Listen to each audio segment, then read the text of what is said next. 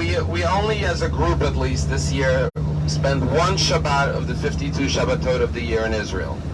And by divine providence, that Shabbat has a special name. The name of the Shabbat we spent in Israel, that we'll always remember, the one Shabbat we spent in Israel, is Shabbat Nachamu, the Shabbat of comfort. Now, what does that mean? Comfort because God destroyed our temple and we're in exile. But what is the meaning of comfort? We all tragically, unfortunately, have to go to a Shiva home. And you go to do Nichum Avelim, to comfort the mourners.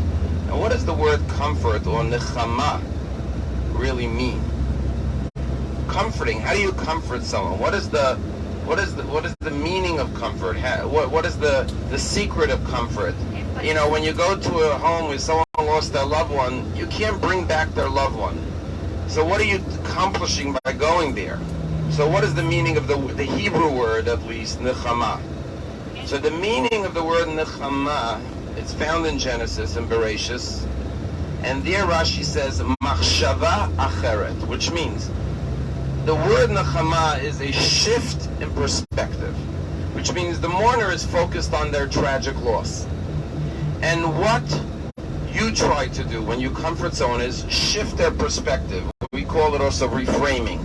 Don't focus on the tragedy. Don't focus on the loss of your loved one. Focus on all the good they accomplished, all the love they generated, all their good deeds. Focus on what they leave behind, children, legacy. And by helping the mourner, you're not going to change the reality. They lost their loved one. You can never change that. Unfortunately, we wish we could bring back their loved one. You can't. But you can help them reframe it and focus on the positive, that look, there's still so much good, there's still so much to celebrate, there's so much to live for. Life is not coming to an end. And that's what Nechama is, and it's very hard. As you know, going to a mourner's house can be one of the most difficult things, especially when it's a tragic type of a situation, because you want to bring their loved one back, but you can't. But what you can try to do is change their view of what happened and see it from maybe a little different light that will be a little more positive. And Sari just shared so beautifully what Israel means, what Israel does, and I fully agree with that. We're much more feet on the ground here. We connect more with our soul than our body here, especially when you meet the remarkable people like Ari, who we met yesterday, who live a spiritual, or Palmela, who live a spiritual existence, and they do it every day, and we say, okay, that's really who we have to be more like. But I was thinking, what is the joy of coming to Israel? You know, we talk about, oh, it's mishpacha, we feel like family. But then it dawned on me, you know what it's also about? It's the word nechama. You see, we as a Jewish people have thousands of years of pain inside of us. For thousands of years we've been bullied, we've been beaten, we've been harassed, we've been persecuted, we've been murdered, sent into the gas chambers, to the crematoriums.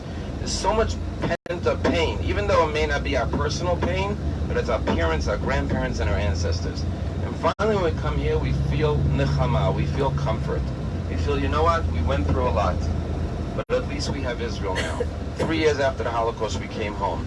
This can never happen again. We won't allow a tragedy like the Holocaust to happen again. Never again. We're able to defend ourselves for the first time. We are taking our own protection into our own hands, not relying on others. And that gives you a measure of comfort, which eases some of the pain of Jewish history. And I'll just tell you, you know, one of the things when you come to Israel is you meet unbelievable people. And when I was coming out of shul yesterday, I met not yesterday, on Shabbat at the Great Synagogue, someone introduced me to a couple who was in the shul who reminded me of a tragic story that I heard years ago, but I'd never met who it occurred to. And basically, it was in 2002, so it's 19 years ago. It was a story in a town called Atniel. Atniel. Atniel is a city community near Hebron, where there's a yeshiva, sort of like the yeshiva we went to yesterday. And the boys were in the dining hall on a Friday night. There were 70 boys sitting in the dining hall eating dinner. And there were 4 yeshiva bachurim who were doing kitchen duty. They were serving, they were the waiters, preparing the food. And two terrorists, entered the back door of the yeshiva dining hall through the kitchen, heading towards the dining hall with machine guns, God forbid, to create a bloodbath.